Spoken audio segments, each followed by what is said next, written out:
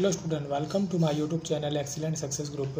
तो स्टूडेंट आज हम डिस्कस करेंगे क्लास 9 में chapter 13 surface area and volume के इंपॉर्टेंट क्वेश्चन नंबर 121 में बोला गया है a cube and a cuboid have a same volume. दो मैंने फिगर बना रखी है, ये हमारा क्यूबॉइड है, ये क्यूब है, दोनों का जो वॉल्यूम है वो सेम है।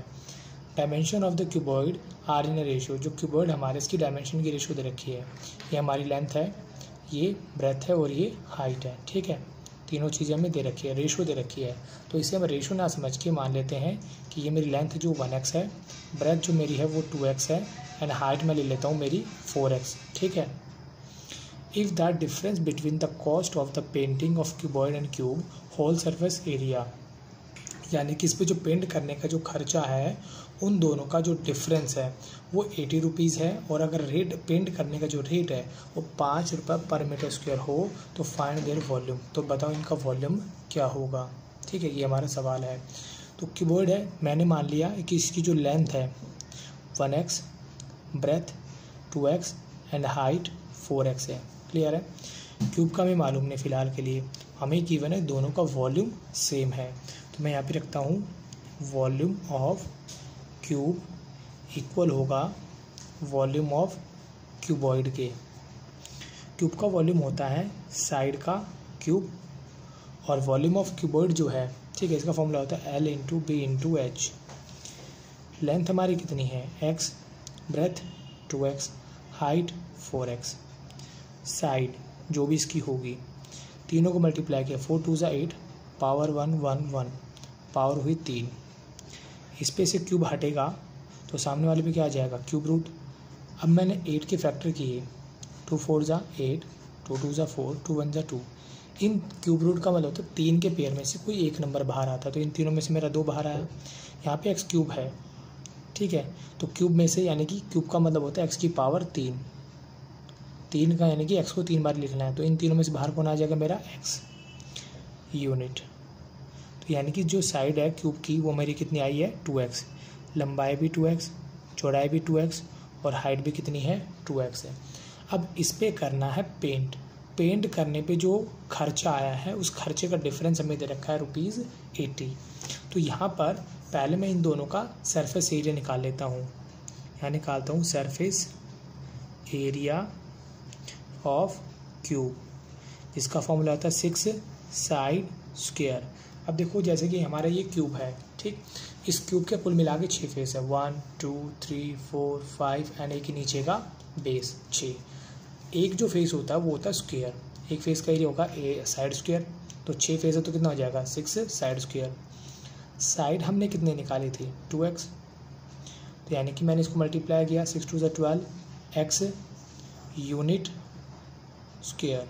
ठीक है, सॉरी यहाँ पे साइड का स्क्वायर है ना, सॉरी मिस्टेक हो गई, ऊपर स्क्वायर लगा तो स्क्वायर भी लगाएंगे। 6 का 6, 2 को 2 से मल्टीप्लाई किया 4, x को x से मल्टीप्लाई किया x square, 6 4 24 x square unit square.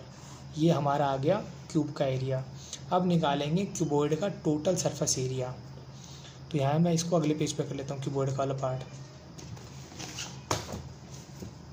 Total surface area of cuboid, जिसका फॉर्मूला होता है 2 bracket L into b, b into h, h into L.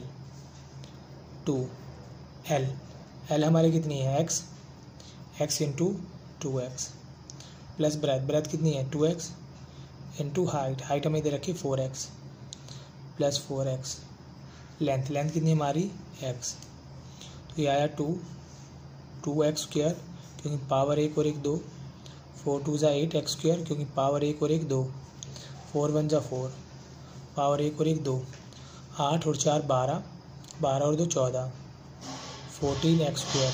दोनों को मल्टीप्लाई कर लेंगे 28x स्क्वायर। ठीक है, अब हमें दे रखा है रेट ऑफ पेंटिंग। पेंट करने का जो रेट है वो 5 रुपये लगते हैं 1 मीटर स्क्वायर के। फिर लिखते हैं अकॉर्डिंग